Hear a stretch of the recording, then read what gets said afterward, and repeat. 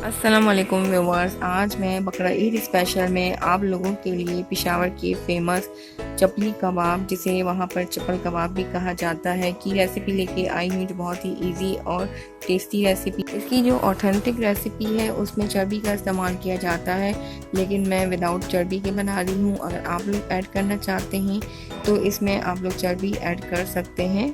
तो आइए बस फिर स्टार्ट करते हैं और देखते हैं कि चपली कबाब बनाने के लिए हमें किन किन चीज़ों की ज़रूरत होगी। बिस्मिल्लाहिर्रहमानिर्रहीम। मैंने यहाँ पर बीफ का कीमा लिया है 3 पाव यानी 750 ग्राम्स, और उसको अच्छे से वॉश करके छलनी में रखा और उसका पानी अच्छे से निचोड़ लें। यहाँ पर मैंने 2 मीडियम साइज़ के प्याज लिए थे और इनको मैंने कद्दूकश कर लिया और उसका पानी जो है अच्छे से निचोड़ लिया है।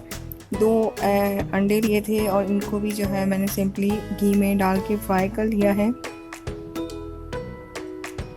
और 2 ही मीडियम साइज़ के टमाटर लिए थे, इनको फाइनली चॉप किया है, हल्के हाथों से इसका पानी भी जो है निचोड़ लिया है। 2 टेबल स्पून हमें अनारदाना चाहिए, इसे जो है मैंने कूट लिया है। और यहाँ पर मैं ऑयल यूज़ कर रही हूँ 3 टेबल स्पून। धनिया हमें चाहिए हाफ कप, इसे भी फाइनली आपने चॉप करना है। और मकई का आटा हमें चाहिए 3 to 4 टेबल स्पून। अगर आपके पास नहीं है तो आप बेसन भी ऐड कर सकते हैं। जिंजर गार्लिक पेस्ट मैंने यहाँ पर लिया है 1.5 टेबल स्पून। और धनिया कुटा हुआ भुना हुआ 1.5 टेबल स्पून। ज़ीरा भुना हुआ कुटा हुआ 1.5 टी स्पून। ये आपने फ्रेशली जो है इनको रोस्ट करना है और फिर कूट लेना है। हरी मिर्ची मैंने 6 ली हैं छोटे साइज़ की। नमक आपने लेना है अपने टेस्ट के अकॉर्डिंग, मैंने 2 टीस्पून लिया है। लाल मिर्च कुटी हुई 1.5 टेबल स्पून। गरम मसाला 1 टीस्पून और लाल मिर्च पाउडर लिया है 1.5 टेबल स्पून। यहाँ पर हमें 2 टमाटर के स्लाइसेस चाहिए। कीमे में बिल्कुल भी पानी नहीं होना चाहिए, बिल्कुल ड्राई होना चाहिए। और इसी तरह प्याज भी जो है उसमें भी पानी नहीं होना चाहिए। इसमें मैंने धनिया भुना हुआ कुटा हुआ ऐड कर दिया है और जिंजर गार्लिक जो है वो भी इसमें ऐड कर देंगे।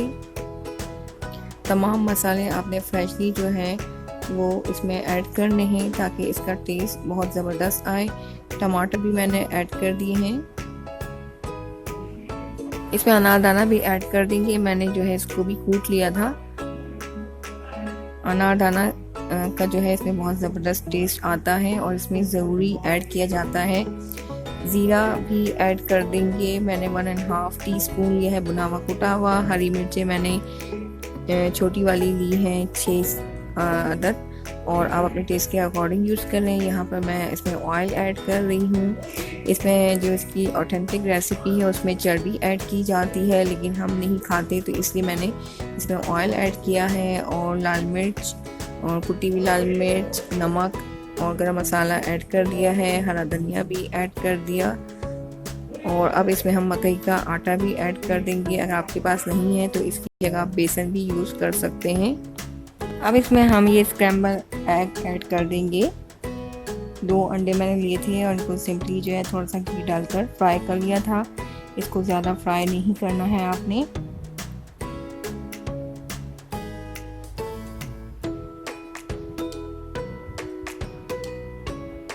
और एक कच्चा अंडा भी आप इसमें ऐड कर सकते हैं बाइंडिंग के लिए। अब इसे हम अच्छे से मिक्स करेंगे ताकि तमाम मसाले जो हैं अच्छी तरह से आपस में यकजान हो जाएं।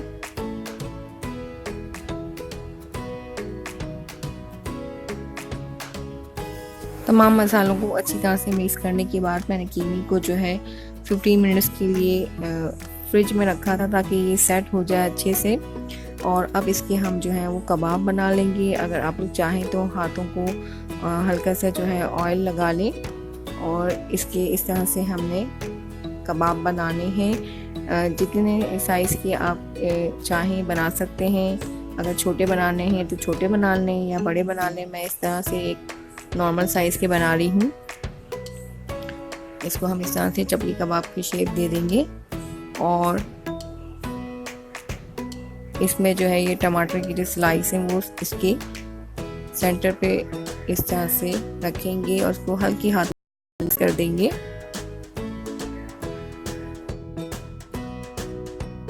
इस तरह अपने सारे कबाब बना लेने हैं और अगर आप चाहें तो इसको फ्रीज़ भी कर सकते हैं। कबाब बनाने के बाद मैंने इसे 30 मिनट्स के लिए जो है वो फ्रिज में रखा था ताकि ये अच्छे से सेट हो जाएं। और यहाँ पे मैंने एक तवा लिया और उसमें ऑयल ऐड करके इसे गर्म कर लिया है। फ्लेम को मैंने अब मीडियम रखा हुआ है और इसमें कबाब इसमें ऐड करेंगे। ज़्यादा आपने कबाब नहीं डालने हैं। मैंने यहाँ पे सिर्फ 3 कबाब ऐड किए हैं। जब ये एक साइड से कम्प्लीटली जो है वो फ्राई हो जाए तो फिर आपने इसका साइड फ्लिप करना है। ये देखिए बहुत ही खूबसूरत ब्राउन कलर आ गया है। तो अब मैं इसका साइड चेंज कर रही हूँ। बहुत ख्याल से आपने इसको फ्लिप करना है कि गरम तेल की छींटें आपके ऊपर ना आए।